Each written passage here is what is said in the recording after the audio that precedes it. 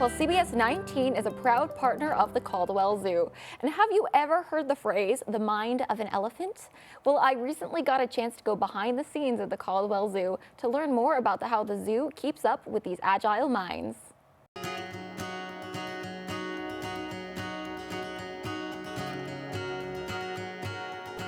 I'm here at the Caldwell Zoo, and we're going to learn a little bit more about the world's largest land creature, the elephants. I'm here with Keeper of Mammals, Ricky Romer. And Ricky, who do we have here? So this is our African elephant female, Tanya.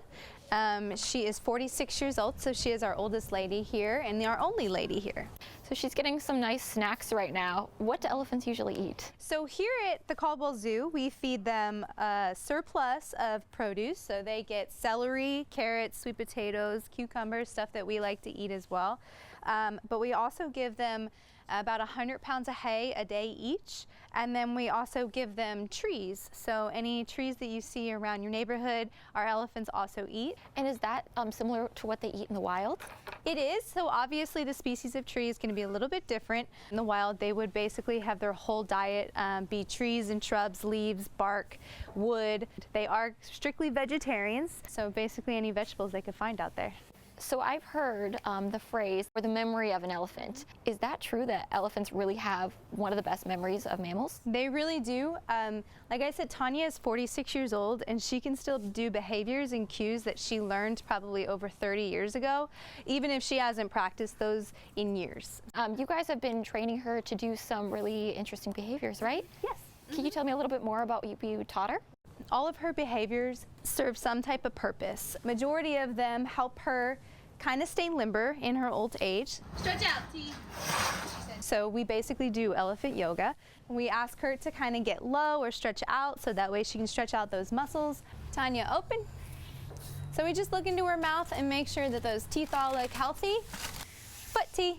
And then we also ask her for her feet. Good, T. So elephant feet are very important. They obviously spend majority of their day on their feet, and so we need to make sure that she's going to be comfortable. They do have toenails, just like we do, and they're very important to keep them nice and trimmed and off the ground so that they don't cause any cracks on the bottom. Tanya, lean in. Good, T. Tanya, ear. Good girl.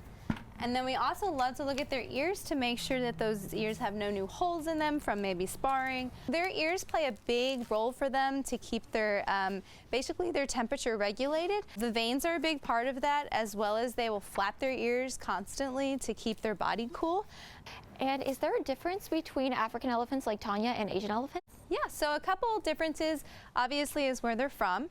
We look at their ears, and their ears are shaped like the continent of Africa, so that's how you can tell that she is an African elephant. Another thing too is that females in this species grow tusks, whereas their Asian counterparts do not. So Tanya has these beautiful tusks, so that makes her an African elephant. Well, if you want to come down to the Caldwell Zoo and meet Tanya or any of the other elephants here, come on down. I love elephants. I want to meet Tanya. She sounds like fun. Hey, she was so smart. I just couldn't get over the amount of behaviors that she knew. And what I thought was so cool is each thing that they had taught her had served a purpose for her health or for just helping her brain stay active. Yeah. So they weren't like teaching the elephants tricks, they were teaching them behaviors for a really cool purpose. Can you teach us any of the elephant yoga? That interested me. I didn't get to see any of the elephant yoga, but you know, there was one, she would turn around in a circle.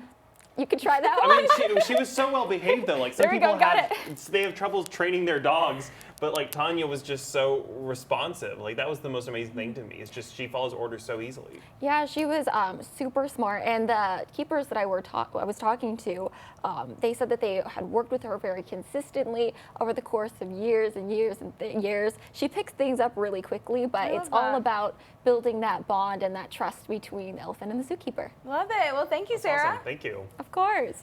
Well, hey, you know,